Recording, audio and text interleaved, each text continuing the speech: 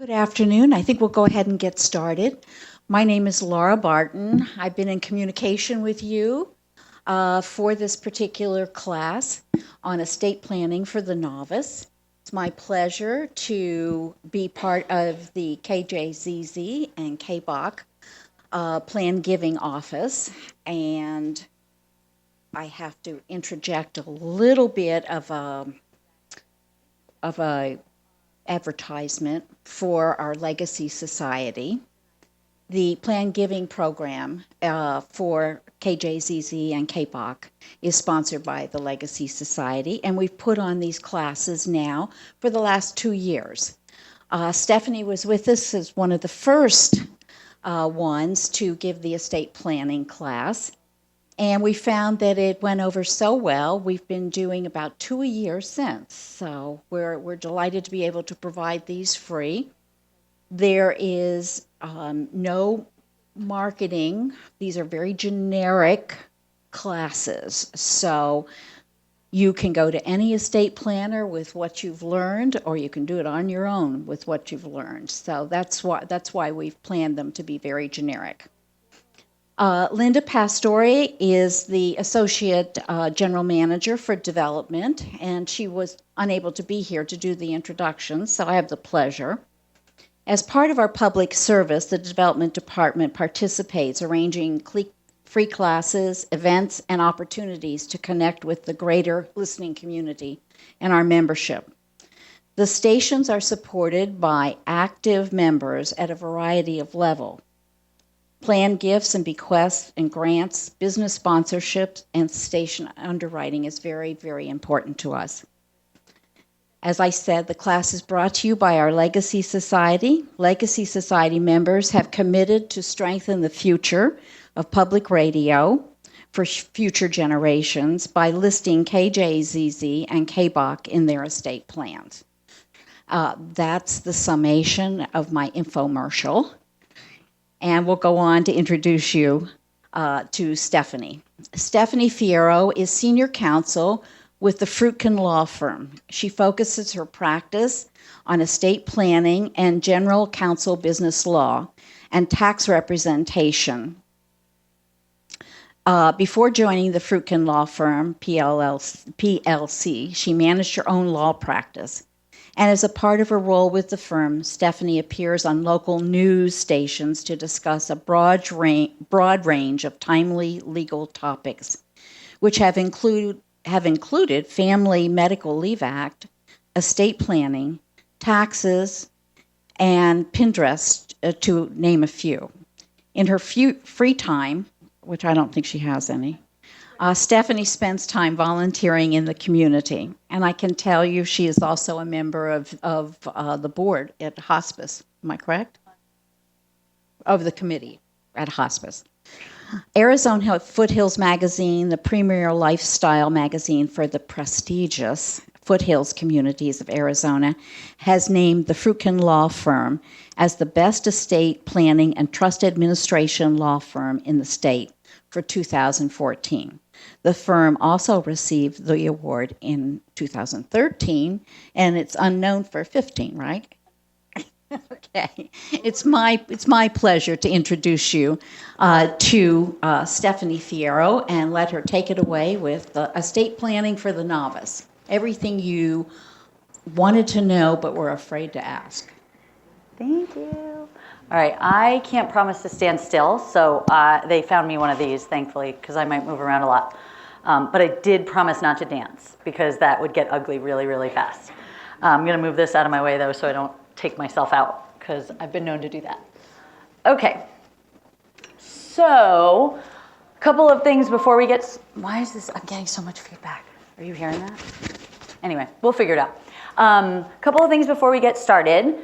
Probably wondering, if you haven't been in this building before, where the restrooms are. So if anybody needs to use the restroom, you either go out that door and make a right, or go out this door and make a left, but they're basically on that far wall in the middle. Please feel free to get up as you may need to. I do ask that cell phones be silenced. I'm very easily distracted by strange noises. So if you do need to get up and take a call, I know we're all really busy people, so please feel free to take the call at your leisure. This is your time. I'm just here to give you some information. This is going to be a recorded session, so they're recording primarily me, but if you ask a question, I'll probably repeat it so that the person who may be listening to this later on will know what the heck we're talking about. So just give me a second to be able to repeat that for the benefit of the recording. With that said, I would like to say too, I find these seminars work best if you ask questions as we go.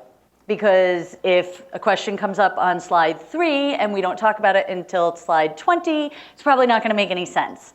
So I do ask, however, that you try and keep it kind of high level and make sure it's relevant to kind of everybody in the group. That would be ideal. But I'm here to answer as many of your questions as we can fit in. Okay? All right.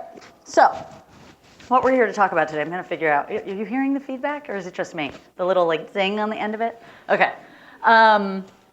I do tend to talk rather quickly. So if I talk too quickly, just raise your hand and tell me to slow it down a little bit. I've never been accused of being quiet, but I have been accused of talking too quickly. One of the things that, the idea of this whole seminar is basically the way that I would speak to you if you came in for a consultation. I want you to really understand the process, and these are all really high-level things that you should have a basic understanding of, and as we kind of move along through our lives, we tend to feel sillier asking potentially, so I don't want you to ever be afraid to ask. And so that's why there are things that you were afraid to ask, but you won't be after today, okay? All right, moving right along. Okay, here's my little infomercial disclaimer for today. This is a seminar for informational purposes only. This is not intended to be direct legal advice. If you do have a specific question related to your individual needs, you are encouraged to seek out appropriate counsel for that. So what is estate planning? Estate planning is essentially just the process of anticipating certain life events and arranging for the management of your affairs when you're not able to do so or you're no longer here. What we need to keep in mind, what I try to remind people as we're going through this process, is that this is not entirely for the benefit of others. So for those of you who may not be so altruistic, these documents are intended to help protect you while you're still living but potentially not able to make or communicate decisions on your own behalf. So the process of planning is sitting down with you, figuring out what you've got going on, who are the people that you care about, and how can we best plan for what needs to be done later on as these events arise, okay? So estate planning is just sitting down to do all of that, and then it culminates with the preparation of certain documents. If I get in the way too, just tell me you're in the way. And so we put together a whole set of legal documents, and that becomes your estate plan. So we'll go through what each one of these particular things are that you should have, that every basic plan should have, and we'll discuss what they are and why they're important. So are you ready? If you're ready, and that's a rhetorical question, you don't have to be like, yes, we're ready. When I say are you ready, what I really mean is, do you know how your affairs will be managed if something were to happen to you today? Because chances are you probably have a very grandiose idea in your head of what you'd like to have happen and the things that you think people might do on your behalf. But if it's not written down, you really can't be assured that that's what's going to happen. The other thing that I like people to consider is that if you think about the people who are going to be in the position of making these decisions for you, it would be really nice for them to have a written record to double check. Because I know I've had conversations with people in the past when certain things were happening, like when I had my children, we talked about pick the baby or pick me. I know it sounds really, really morbid, but this is what I do. So I talk about it all the time, so it doesn't bother me. But if my husband were ever presented with that situation, would he remember what I said? And chances are probably not. But if there were a document there for him to reference, it takes the pressure off of him as well. And that's really a secondary point of all of this. So the idea is to provide that guidance for the other people that are going to be there making the decisions for you. And that has to do with, like I said, we're talking about not necessarily altruistic. This is not because you're gone. It's not because you're dead and buried and all your stuff is being distributed. It might be to protect you as an individual, to protect your actual person. And we'll talk about the difference between a guardian and a custodian and all of that stuff. So I like to talk about these in order of probable appearance. So the healthcare power of attorney is usually the one that is likely to come up first. The healthcare power of attorney is something where as an adult, as someone over the age of 18, you can designate who you want to make those life care decisions for you when you're not able to make or communicate them yourselves. The person that you name becomes your agent, and that person has all of the same legal authority that you would with respect to what happens to your person, with respect to what happens to your health care. The document used to create that agency is called a healthcare power of attorney. Then what's a living will, right? That's the question that usually comes up after that. A living will is a statement intended to guide your agent under that healthcare power of attorney. So it says what exactly you would like the healthcare treatment to be under certain circumstances. So if you think about it, you say, okay, husband, wife, son, daughter, whomever, I want you to make decisions for me when I'm not able to do that. And then next question usually is, what are those choices? And that's really what the living will portion is. It's drafted as a series of if-then statements. So if this condition exists, then this is the care that I would or would not want. And this is the really gory document. We usually go over this one first at the signing because it takes the longest, because people don't really like to talk about these things.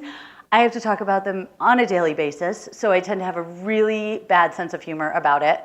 So I always warn people of that when they come in, that I might make bad death jokes, bad death humor, but it's intended to add a little levity to the situation because we are talking about, you know, the ultimate demise and all that good stuff. So, but it talks about, you know, if you were in a coma, how long would you want to remain in that condition? If you had a terminal illness with no reasonable hope of long-term recovery or survival, how long would you really want your family to keep you in that condition? And that's what that document is intended to address. Can this be included in your healthcare power of attorney? Absolutely. That's my preferred way of doing it, is making sure that it's actually just a part of that document, because that way we're not searching for two separate documents, and it just makes sense. Here's my agent, here are the choices I would like you to make, okay? Sometimes it's referred to as an advance directive, sometimes it's referred to as a healthcare directive, or something along those lines. They all really mean the same thing.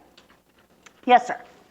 Do you typically have more than one agent? You can. Now, that's a very good question. What I normally recommend is that you name one person and at least one alternate. The idea is that this is ultimately a nomination, okay? The person, when it comes time to actually act in that role, frankly could be an emotional hot mess and may not actually be in a good mental place to make these decisions for you. And they might say, I can't, I don't want to do it, I don't know why I was put in charge of this. And so you can skip to that next person. So most oftentimes in a married couple situation, it's each of the spouses for each other first, and then a child or a sibling or something along those lines. So I do recommend alternates, definitely. Okay. Oh, look, I didn't know I had that float in. Yes, you can include it in your power of attorney. Do I need a financial power of attorney? In a word? Yes. Yes, you do. Yes, sir. Excuse me, before you move on, Of course. advance directive brings to mind, I heard some states are looking into changing laws with respect to assisted suicide. Now, can you anticipate that future change in the law and somehow get that in your? Typically, we try to draft things so that they're fluid, so that they can anticipate certain changes in the law and kind of roll with those punches, so to speak.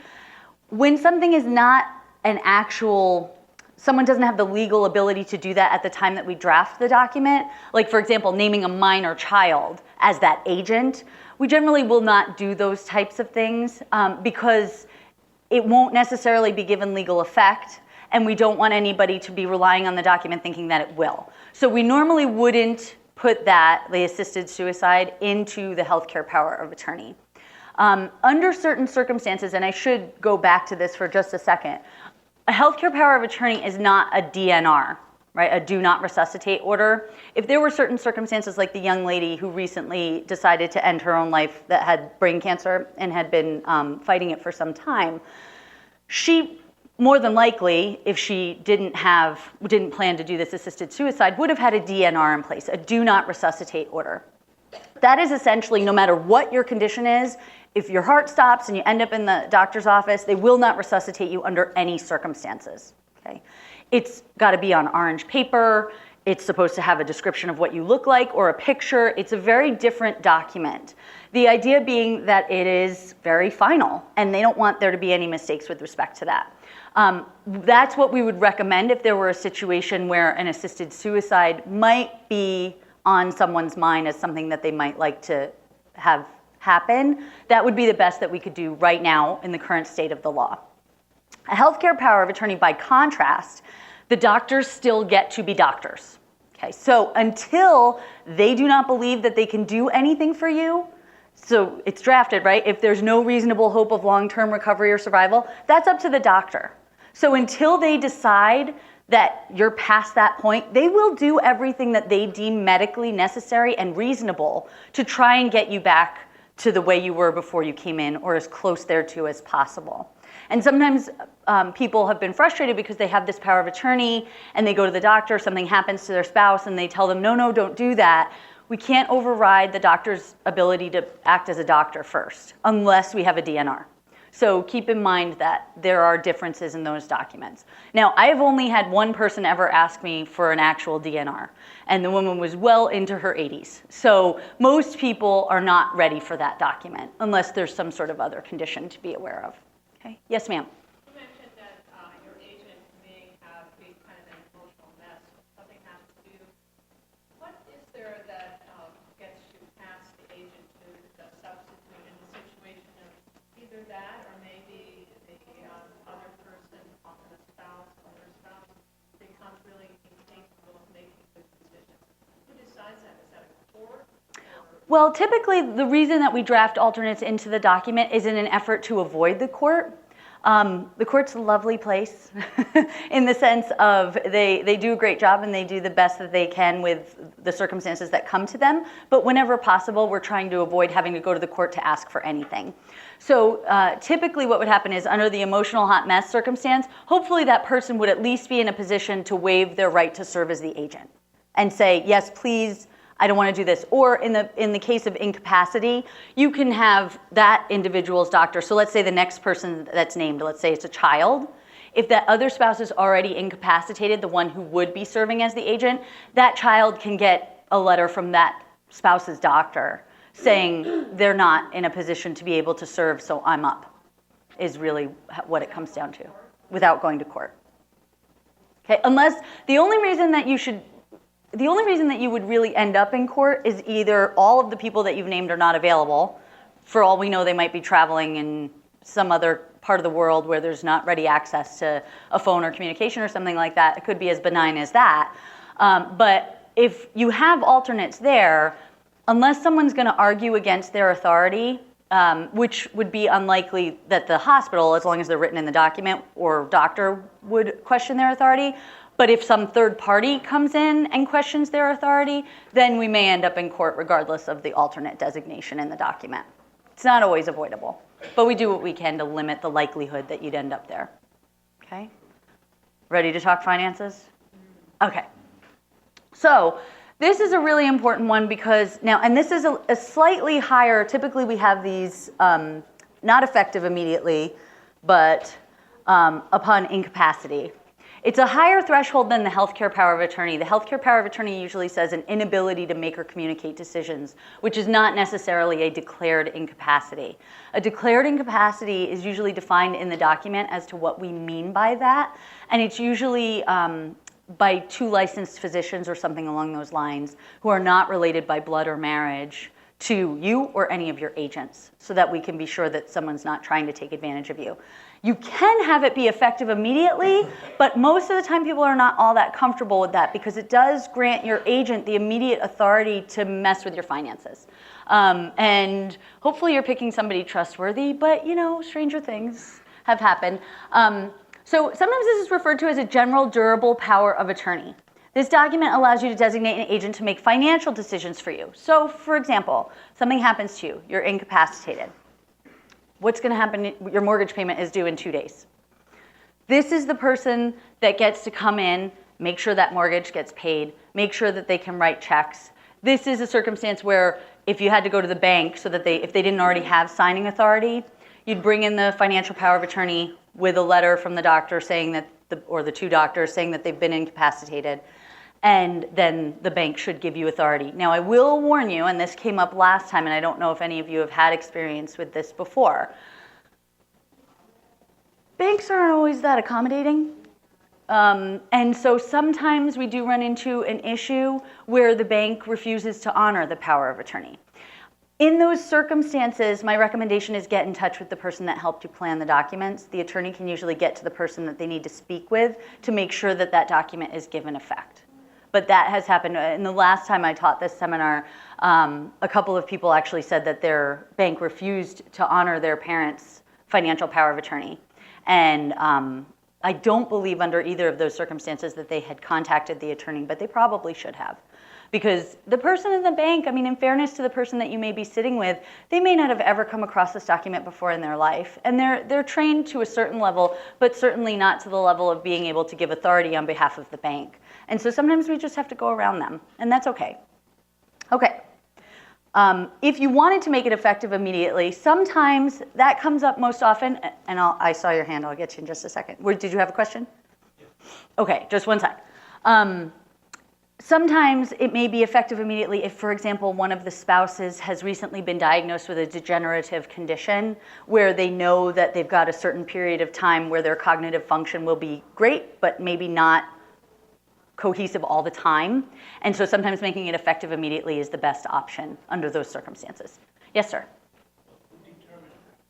Who determines their incapacity? Two licensed physicians not related by blood or marriage to either you or the agent. That you can set a different standard in the document. That's just the most commonly used standard to make sure that we've got an impartial kind of group of people evaluating the circumstances.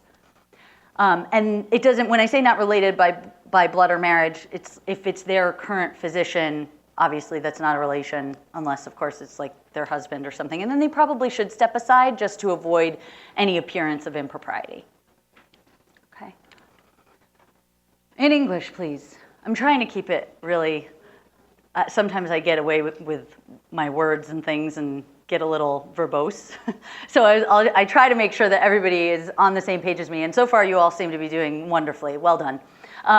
So under your financial power of attorney, your agent will be able to pay your bills, manage your property. For example, sometimes it happens that you might be in the middle of a closing. You might be getting ready to sell a property or buy a property. That agent can complete that process for you.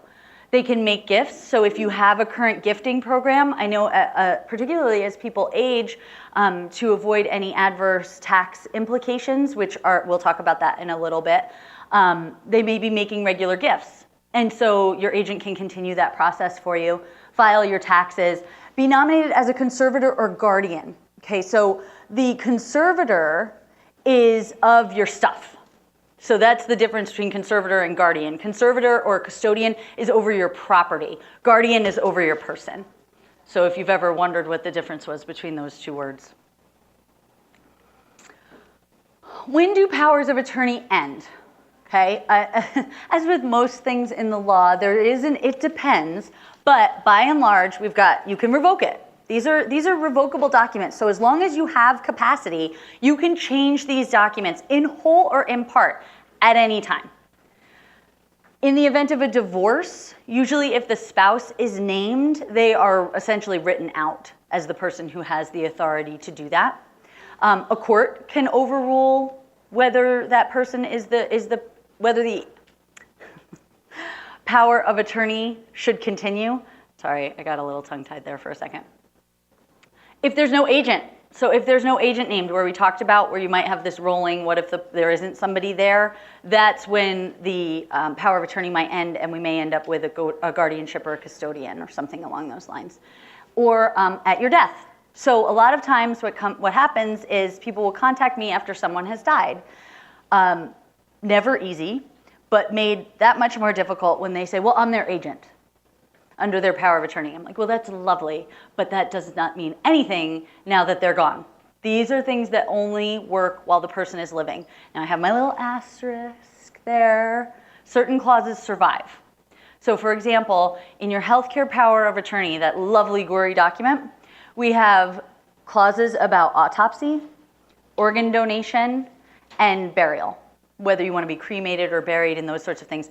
Obviously, those survive death. We don't want anybody conducting an autopsy on somebody who's living. That would be super creepy. See, bad death humor. I'm sorry. Okay. Now what? So as I mentioned, with limited exceptions, powers of attorney die with you. So these documents cannot control the disposition of your property upon your death. Yes, ma'am. One question, the healthcare power of attorney and the financial, can they be the same person? Oh, yeah, yes. So the question was, oh, I forgot, I'm supposed to be repeating the questions. So the question was, can the agent under the financial power of attorney and the agent under the healthcare power of attorney be the same person? And the answer is absolutely. They most certainly can. Sometimes what I tell people is, and if you have children or you have siblings or you have other people that you know, sometimes people are really, really great in a stressful situation and you might absolutely want them to be your healthcare agent. But they might be a spendthrift or be terrible at managing money, and so maybe you don't want them to be the same. So while they can be, they do not have to be, but you can absolutely name the same person. That means you need a will.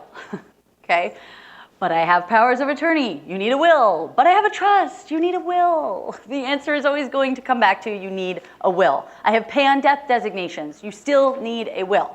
Okay, so the will, Black's Law Dictionary definition, very boring, lovely, yes? Can you define the two previous words that you just introduced? The pay on death designations and the trust? Trust and pay on death, yeah. Yeah, okay. I have been asked to define or discuss what a trust is and what a pay on death designation is. So a trust, which will come up in a later slide, but we'll give it a little basic overview at the moment. We'll give a preview. A trust is essentially a document where you transfer property during your life, and you can also transfer it at death, but primarily it's inter vivos, meaning during life. You want to make these transfers to this essentially third party. It's a legal fiction for you guys while you're living for most of these, but the idea is you separate the legal title from the beneficial enjoyment. So you give, like for example, if you have a home, you transfer title of the home to your trust, and it makes it not a probate asset, which is why you would otherwise need a will, and the trust will control what happens to that property. And I promise we'll cover this in more detail so I get the furrowed brows off of most people's faces. I'm very bad at that too. I'm always being told to knock that off. Okay, pay on death designations. A pay on death designation, most bank accounts, financial accounts, things that you own, you can actually say on that document, think of it as a life insurance policy. You name the person who gets the stuff when you're dead. That's what a pay on death designation is. You can put that on your bank account.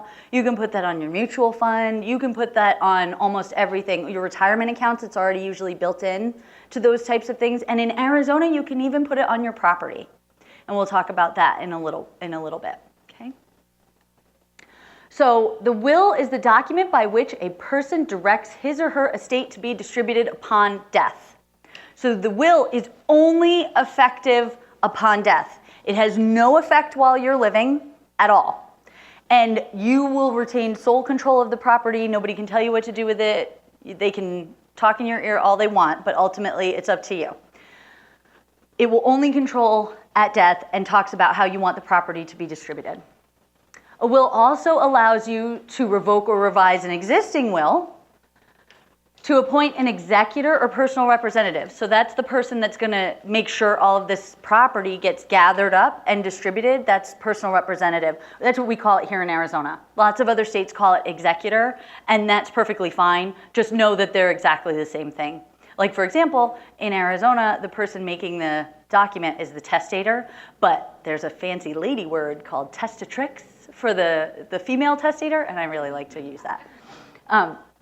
Nominate guardians for minor children. So if any of you have minor children or know people who have minor children, Arizona is a state that allows the parent to nominate whom they would like to have act as the guardian of their minor children if, heaven forbid, something happens to them. Now, that is the clause that people least like to think about. In fact, a lot of times they haven't thought about it at all, and I ask them, and they're like, ew.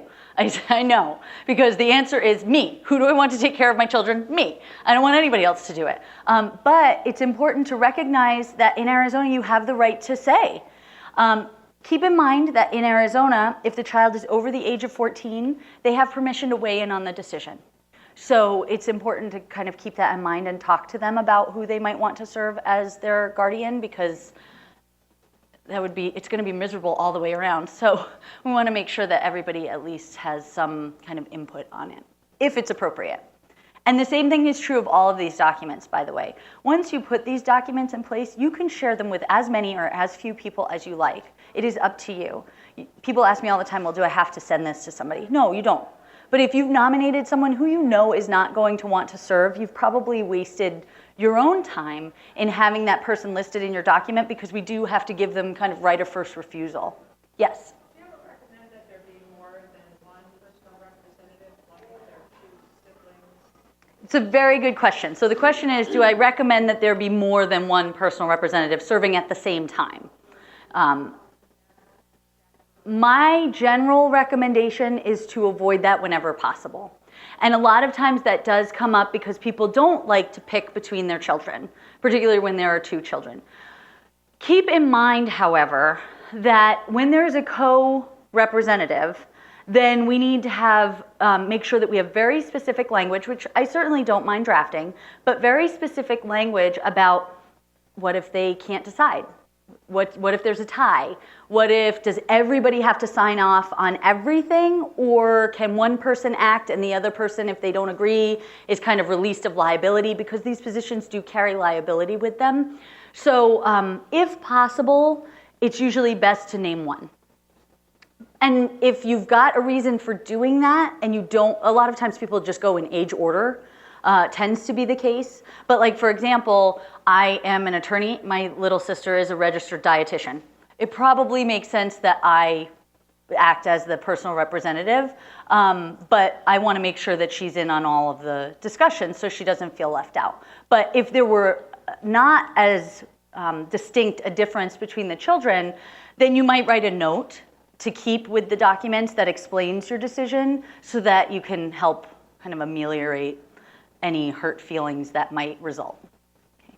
But having to operate together on every decision is much more likely to create a rift than naming one over the other. And as people age, surprisingly, they are less likely to name individuals for these positions and more likely to name bank or trust companies because they've served in this role, and it can be very taxing emotionally and time-wise. So preparing a will, it requires you to know who you want to have serve as your personal representative. And sometimes it's really easy, but there are lots of people, actually a surprising number, who don't really have anybody. They don't have a surviving spouse, they don't have any siblings, or they don't have any children. And those can be harder to find someone to serve in that role. But you can name basically whomever you want as long as they're old enough to be able to serve. So what do you want to have? What do you have, rather? Do you have property? Do you have minor children? Do you have pets that need to be considered in any of this planning? Because we can provide for them as well. Where do you want your things to go? So of all the stuff that you have, Arizona allows you to do what's known as a tangible personal property list. This is essentially outside of the four corners of your will. It's a separate piece of paper. It should either be completely in your own handwriting or signed by you. Doesn't need to be witnessed or notarized or anything like that. But it can dispose of any of your items of tangible personal property list to a particular person. So, for example, if you have a couple of daughters and you have a couple of rings and you'd like a ring to go to a particular child, you can designate that in this tangible personal property list. You can also have it written directly into your will, into the four corners of the will. The problem with that, though, is that if you want to change it, you do have to go back through the planning process. With the tangible personal property list, because it sits outside, if you change your mind, you can just tear up that tangible personal property list and start over. So a lot of times people like that because sometimes they start giving things away now, or a child has a graduation and you give them the ring right then. So it's just nice for it to be outside. But knowing who the beneficiaries are. And how do you want the beneficiaries to receive the property? Do you want them to receive it in kind in the original form as the stuff? Or do you want the personal representative to liquidate everything and distribute cash? And then, should the beneficiaries receive the property outright? That's kind of a big question for people, especially when, if it's children, when children are younger, or when children are older, but maybe they've hit a couple of speed bumps. Maybe it wouldn't be great for them to get a $60,000 distribution of cash in one lump sum. And in a will, it's a little bit more difficult to control that because ideally we want the will to gather everything up and distribute it. The court doesn't really want that to be open for a long time. And that's where we get into, do you need a trust? Yes. Oh, okay. Yeah. Wills, before we go on to trust. If you have ambulance on death accounts that are designated to an individual, but they're not referred to in your will, are they not effective? Okay, so the question is, if you have, and if I get it wrong, let me know. But the question is essentially, if you have pay on death designations on any of your accounts, and those accounts, essentially distributing that property to a particular individual, and those accounts are not also referenced in the will, does the pay on death designation fail? The answer to that is no. So in terms of, and I probably should have made a little map of this, maybe for next time I'll make a little map of controlling, what controls first. Pay on death designations control first. So they are a contract essentially with a third party, like a life insurance policy. You've probably all heard tales, maybe not, but now you're gonna hear one, of people where the pay on death designation wasn't updated.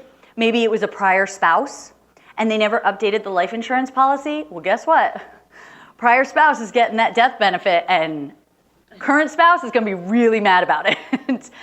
So those things govern first because they're by contract with the life insurance company. The life insurance company says, person signed this, told me to pay her. That's all I know or care about, and I'm not stepping into the middle of that. So that'll go first regardless of the will. Yes, sir. Let's say if I have an original will, but it gets lost also, and I stand to cover my name like that, can they use the copy of the So in most circumstances, so the question is, the person makes their will, they are in charge of the original gets lost or we can't find it for whatever reason. But you've sent copies to people that you wanted to know that you had this will. Can they use that to establish that as your will?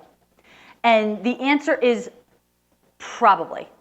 They probably can, okay? The law essentially says that if the will is last known to be in possession of the person who made it, and it can't be found, it's typically deemed destroyed by the testator. So it's really important whenever possible to hold on to that original and make sure you have it. But that does not mean that you can't petition the court to keep that copy and deem that copy to be an original, essentially, of that document. If that's all that can be found, there's no evidence that you had reason to destroy it or wanted to destroy it, just can't be found and no one objects to it. Again, a lot of these things really come down to, is anybody gonna make a stink about it? And if there isn't anybody that's going to object necessarily, then chances are you'll be able to get that one put in as the actual will. Okay. All right, yes. If you lost the originals Mm-hmm. and you know you cannot find them, Mm-hmm. and there may be something that you'd like to change, wouldn't that be better just about your will? Yes. Yeah, ideally, if you know you've already lost it, but not mentally lost it, you lost the will, so the question was, sorry, I gotta repeat the question. So the question was, if you know that you can't find it and you already know that you've lost the document, and maybe you wanna update it or change it anyway, wouldn't it be better to just go and create a new one? Yes. We really ideally wanna have the original, so, and usually people do wanna update or change it. So if you have time and you haven't lost it mentally, like I mentioned there, then you can and should really update and create a new one.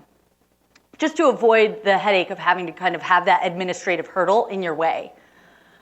Okay, so when do you need a trust? I have a little cheat one up there that I can see, but it makes it look like I'm like rolling my eyes into the back of my head, but I'm really looking at the slides up there. So when do you need a trust? So when your objectives include a desire to avoid probate. So I'm going to pause on that word probate so that we can talk about that for a second. Probate has a bad reputation. It's like the F word of wills and trusts. It's really, people say it and then they kind of hiss afterwards. Probate has a really bad reputation because it's an administrative hurdle and headache and process, and it takes as long as it takes and it costs as much as it costs. Probate is essentially the process of all of us on the outside and the court, essentially, figuring out who now has proper legal title to something once a person dies. Now, an example that I think kind of works really well in these circumstances, because most of us have gone through the process of owning some sort of property in our lives, is if you own a home or a condo or a townhouse or something like that, and from the outside, I can go right now and search any of your names and see what title might be in your name. From the outside looking in, I know that if I want to buy this property from you, I know you, and I know who I need to contact to get that property, and you'll have the right to sell it to me. But when that person dies, and they're the last name on the title, I now don't know who has the legal authority to sell that property to me. So probate is the process of figuring out who has the legal right to sell and or own that property. So you have to go through the court process. It's kind of this hurry up and wait. You have to hurry up and file this paperwork, and then you have to wait a little while. Now, one of the bonuses of probate is that creditors, once the probate is filed, you have to send notices to creditors. And all known creditors, and then we recommend publishing a notice for any unknown creditors that might be out there. Well, they then get a period of 4 months to make a claim against the estate. And that's why it's kind of an annoying process, right? Because now we have to wait 4 months. But the nice thing is that if a creditor comes on day 4 months and 1 day, with a $300,000 claim, their claim is forever barred, and they can't collect against the estate. So sometimes probate has its moments of being a useful tool, but by reason of having that waiting period, it can really slow down the distribution. Because unless you know as the personal representative that you have more than enough to cover that and any mystery debts that might come in, then you really shouldn't distribute anything lest you might have to call it back or be responsible for paying it. So that's why, if we can, we really want to avoid probate. So even people who don't have a whole ton of property, a lot of times people got into this idea, and rightly so at the time, that you only needed a trust if you were really kind of wealthy. And that's really not true anymore. It can be a very useful tool regardless. Now, there are certain circumstances where if literally all you own is your home and you have 1 or 2 children, all of the same marriage, and the kids get along great, and you can just distribute it outright to them, they don't have any drug or gambling problems or anything like that, then we may be able to avoid a trust. But in any of the other little nuances that were the negative implication of all the things that I said just now, then you may want to have a trust in place. Yes? So if you don't have a trust to protect your assets from creditors, and say you're heavily in debt, Uh-huh. do they get the first right to go after the estate before it's distributed? Yes. Now, repeat the question for purposes of the recording. The question was, if you don't have the protection of a trust, and I'm gonna clarify that just a teeny bit in a second, and you have creditors against your estate, do they get first dibs before anything can be distributed? And the answer is essentially yes. If it's a valid debt, they get paid first. The just debts of the person's estate get paid first. Now, the nuance that I want to make clear there is, and forgive me, I need to sniffle. I'm going to try not to do that in the microphone. Okay, so I doubt that worked very well, but you never know. Okay, with respect to a trust, a revocable living trust, which is what most people put in place, and this is going to be on a slide later, and we'll just skip that slide later, but is not an asset protection tool for you. It may serve as an asset protection tool for your beneficiaries, but it provides you no lifetime creditor protection from your own creditors. And I'll come back to that in a minute.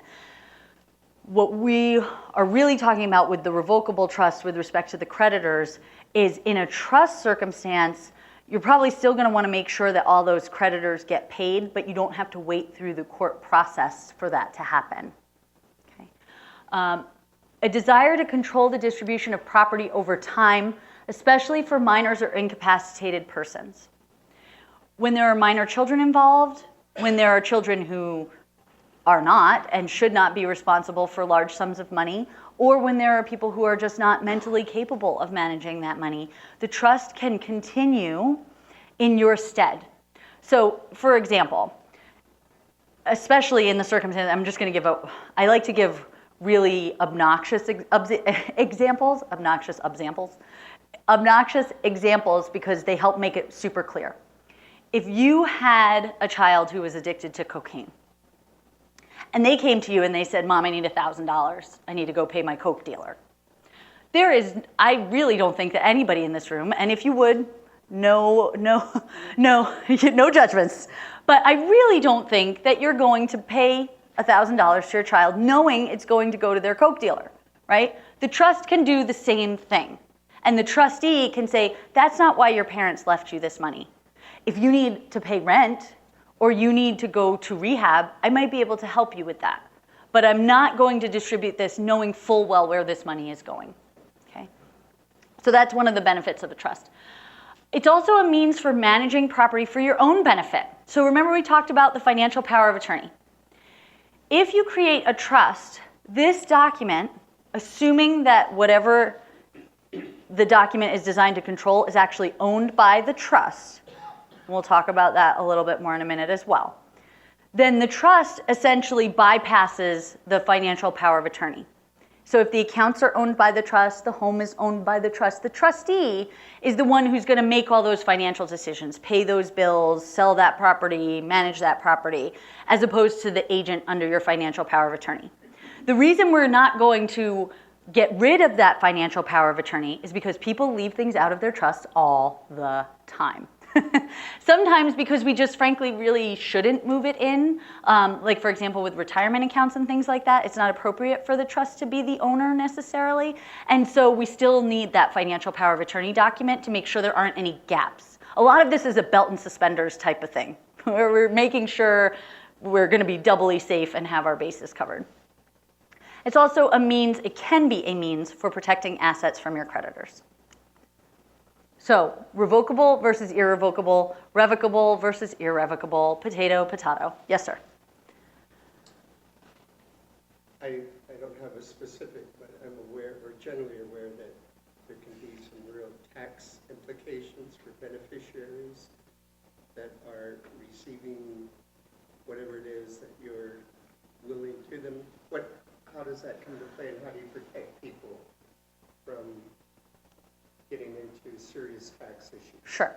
So the question was essentially, or I guess not a question so much as a comment with a question, tax implications to the beneficiaries. What does that mean for them, and how can we help them avoid kind of a potential tax pitfall? Generally speaking, gifts to beneficiaries are not taxable to the recipient. Now, that does not mean that there are not tax implications that come along with these types of things. And just kind of to keep it broad strokes, what happens is, and this comes up a lot with the idea of whether you should gift it during your lifetime or have it passed by a will or a trust upon death, is because it changes the tax landscape significantly if you gift it during your lifetime or they receive it upon death. For example, with real property. If you purchased a home, and at the time that you purchased the home, it was $100,000. That was your cost basis, your tax basis. And you gift that property during your lifetime. That beneficiary takes that property at your cost basis. So if the property is now worth $200,000 and they sell the property, they're going to have a $100,000 gain that they may need to pay taxes on. Okay? If it gets gifted to them instead by reason of your death, at your death, you get what's known as a step up in basis to whatever the cost basis is as of the date of your death. So if it's worth $200,000 as of the date of your death, and when they sell it, it's still worth $200,000, then we have no capital gains tax issue with respect to that. That's the way that the tax issue comes up most often. And then with the estate tax, which is a different issue, and I'll cover that now for ease of whatever I'm trying to say. For fluidity, we will talk about that now. So Arizona has no separately imposed state estate tax. It's very difficult to say. No state estate tax. So Arizona doesn't, by reason of your death, impose any sort of tax. The federal government, federal tax, you get a $5.43 million exemption amount. So what that means is that as long as you give away during life and at death less than $5.43 million, wouldn't that be a nice problem to have? Then you will not owe any tax. And your estate will not owe any tax by reason of your death. And that is portable between spouses.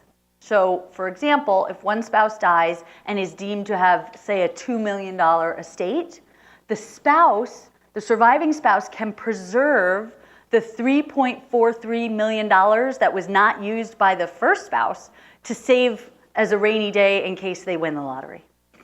Or in case their estate is worth more than that. I mean, there are plenty of people in this state where their estate is more than that. And you need to be mindful of what's included in your estate for estate tax purposes. What's included in your estate for estate tax purposes is not necessarily the same thing as what is troublesome for probate or other purposes. For example, the proceeds of your life insurance policy, the death benefit, though you had no reason to own that during your lifetime, may still be included in your estate for tax purposes. And that's where certain younger individuals who might have really large insurance policies, because maybe they're a brand new doctor or something like that, their estate might go over that amount if they're not careful. So there are ways that you can plan around that with an irrevocable trust document to get that stuff out of your estate for tax purposes.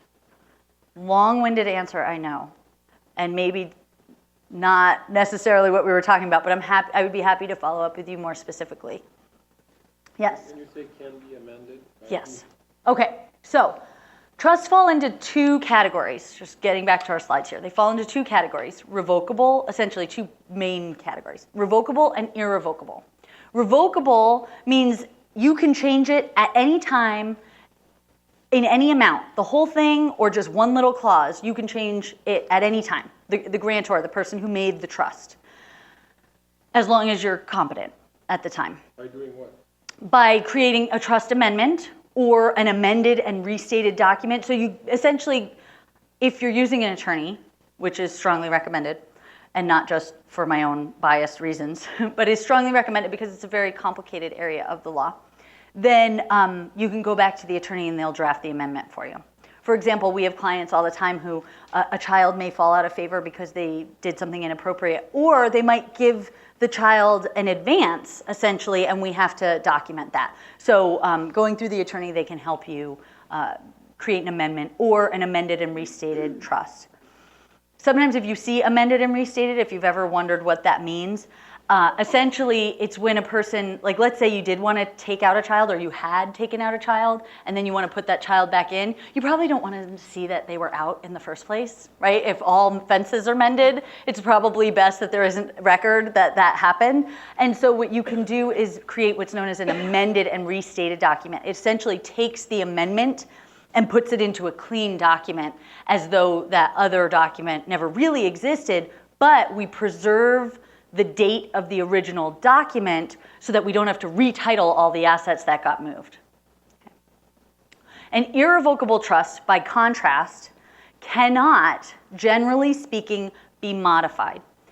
Irrevocable comes up in really one of two ways. Either the grantor can create it that way, they can make it irrevocable from the outset, and say, I don't want to retain any of the benefits of this property, or I want to retain just limited benefits of this property so that it's not a part of my estate for tax or other purposes.